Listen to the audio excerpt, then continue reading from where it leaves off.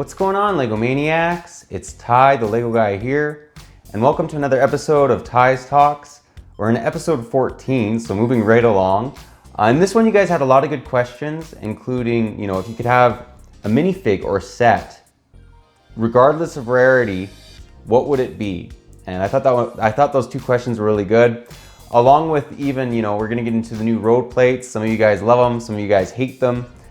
And yeah, even like top 3 movies I'd have, if I was on a stranded island. Anyway, some really, really good questions. If you guys have questions for next Ty's Talks, just leave them in the comments and we'll get to them in episode 15. But enough talk, let's get right into it.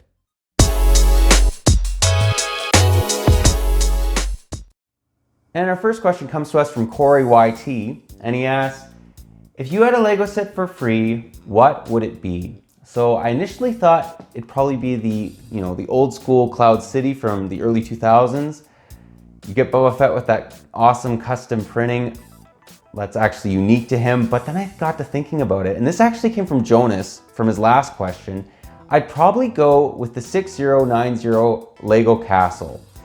That set is phenomenal. I remember seeing that set when I was in kindergarten. They had all the pieces mixed up in this bin, and I could tell what set it was.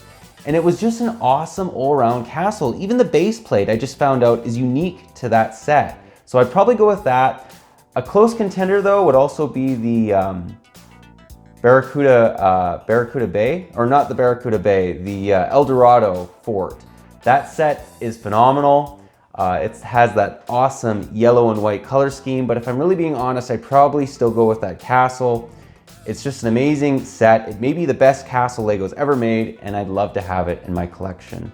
And our next question comes to us from John, and he asks, if you could have one Lego minifigure, regardless of price or rarity, what would it be? So this one I had to think about a lot. Now, I thought, yeah, I'd like Mr. Gold, or I'd like the gold C-3PO. Those would be awesome minifigs to have. But I'd probably just go with if I'm being honest, what I really want would be the Boba Fett that we just talked about from the 2002 Cloud City. I just think he's an awesome fig. He's super expensive, so I don't think I'd ever be able to maybe get him, but I just think that was a really good minifig, and it just so happens that he's very expensive. So I'd probably go with that one. I have a lot of nostalgia for that fig, and it's actually really well done. So I'm probably gonna go with the old school Boba Fett. There was one previous to him, but I'd go with that one with the arm printing, with the leg printing. That fig's just fantastic. And our next question comes to us from Broxy, and he asks, do you think that the Barracuda Bay would float at all? Here's the problem with the pirate ships. It might float for a while, and this would actually be a really good test.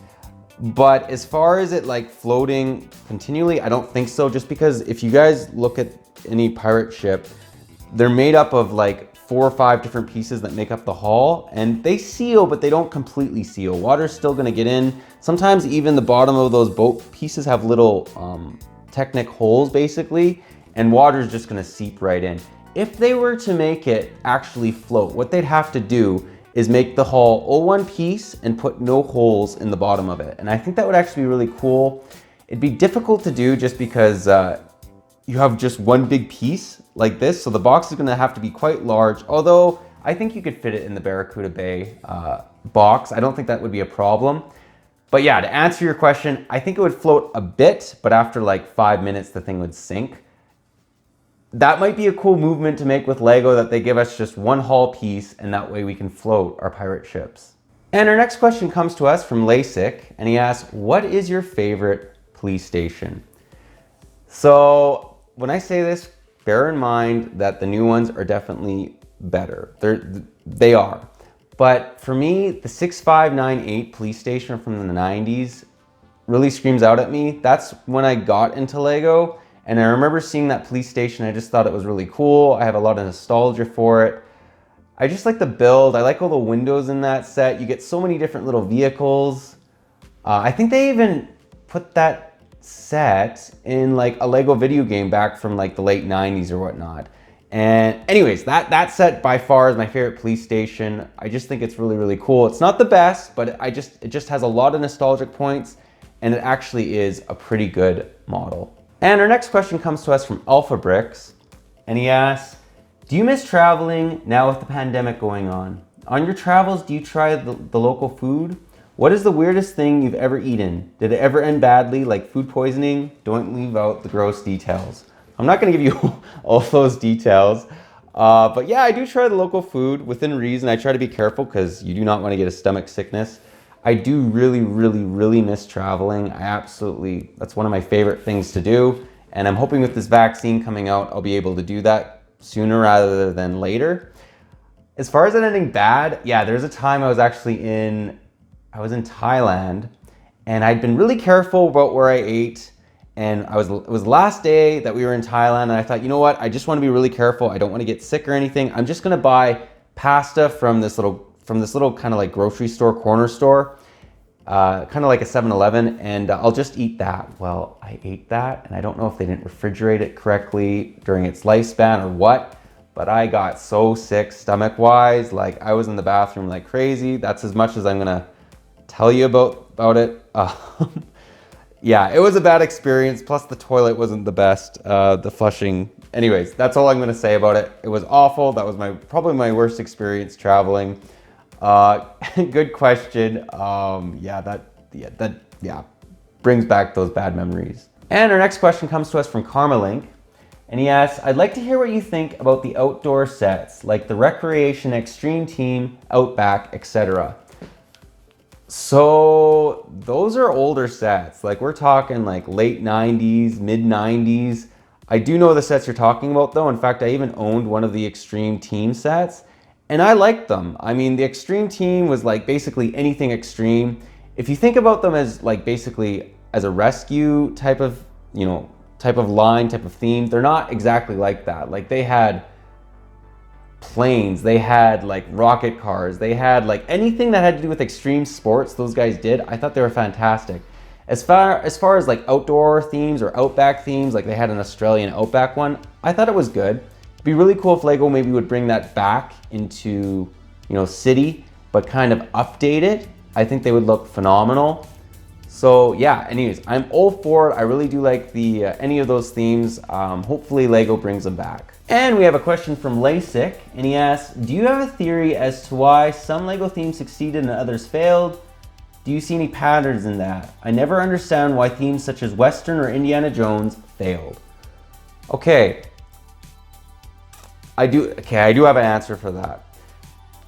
The problem with Wild West, as much as that theme was fantastic, or Indiana Jones, also a great theme, is once it becomes not relevant, Lego kind of follows trends, right? So if an Indiana Jones movie hasn't come out in a while, they're gonna think, okay, the kids aren't watching this, it's not popular, we're not gonna make this theme anymore. So they don't do it. And which makes sense because from a monetary standpoint, it's not in theaters, people aren't seeing it. So that's why I think that theme ended with Indiana Jones. With Wild West, Westerns used to be a lot bigger back in the day. Nowadays, there's not a lot of big Westerns. Like, it's not like back in like the 80s and 90s or even before that where it was like Western heyday, right? So kids all knew about cowboys and Indians and their parents watched these movies and they're passing them on to them. That's part of the reason why I think that those type of themes kind of just end. Star Wars is kind of strange that way because they've continued, but keep in mind they've had the Clone Wars that went from like 2008 to 2014, and then it had a revival again its last season, I believe, like in 2019. It's been around forever, so it's always kept relevant. Even Harry Potter ended and they brought it back with the movies coming back. So I think it really has to do with what's going on and what's popular, unfortunately, which is why I think with Castles and Pirates, we haven't seen those themes in a long time. Hopefully Lego opens their eyes and makes these themes again, but I think it's going to require another movie, another Indiana Jones, another big Western for it to ever happen. And we have a question from AM Vlogs, and he asks, Vlogmas, do you think it will work basically uploading every single day, starting December the 1st till Christmas? Any ideas too? So yeah, if you're making vlogs, I think that's good. Any ideas that I maybe have? Do you have any interesting like locations where you live? I mean, maybe you could, it might be difficult with the pandemic, but you might be able to show that on camera and then mix it in with you shopping for Lego deals. That's what I did when I was like in Vietnam, Thailand, New Zealand. It just makes the vlogs interesting because, yeah, you can tell people your daily life and what you're doing, which, you know, some people are into that. But what I find more interesting, at least for me as, you know, just a viewer, I really like it when people like show me different interesting locations. You know, if you're in Dubai, or, you know, depending where you live, or, you know, if you're in Malaysia and you're showing them all these cool different buildings and then the Lego stores, I think that's just a great combo. So I'd really try to do something like that. That's at least what I look for with a vlog. And our next question comes to us from Matt Gaming, and he says, am I your favorite YouTuber? If not, why? So Matt, if you want to become my favorite YouTuber, or one of my favorite YouTubers, I've mentioned this a lot, T90, he does Age of Empires. You need to start playing Age of Empires. And you know what? You got a great personality. If you mix that with my favorite game, you definitely have a good chance of becoming my favorite YouTuber. If you guys don't know who I'm talking about, check him out. Even if you don't like the game, the guy's just super entertaining. But yeah, that's my advice for you. Play Age of Empires. That will definitely get you a lot of points. And our next question comes to us from Miha, and he asks, do you like the new City Road base plates, or do you prefer the old ones like I do? So good question.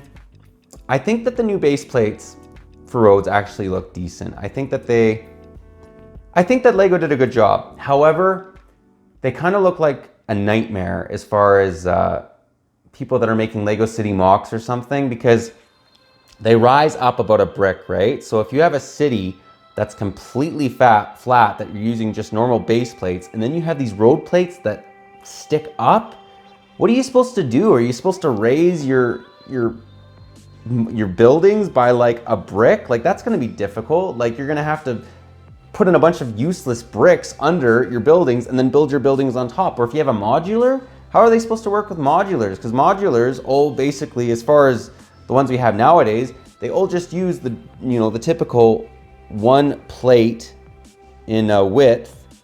They don't use a brick width, like, you know what, if you guys know what I'm talking about. So you're gonna run into issues with modulars as well. So my answer is, I think they look nice, but they're not practical. I prefer the old ones just because they work much better with everything that we have, you know, as of 2020 and before.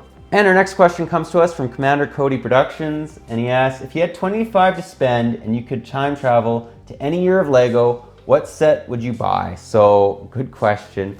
I thought about this, you know, if I went way back, you could maybe pick up a smaller Forest Man set, because those ones are really expensive nowadays.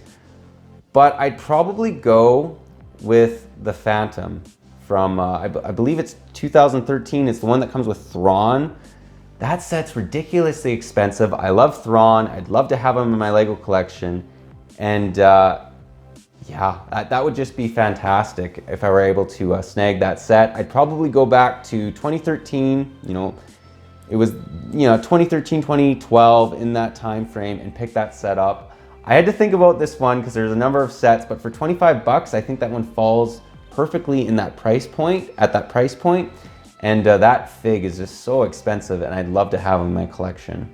And our next question comes to us from Miha, and he asks, which is the set you regret buying? So I had to think about this one.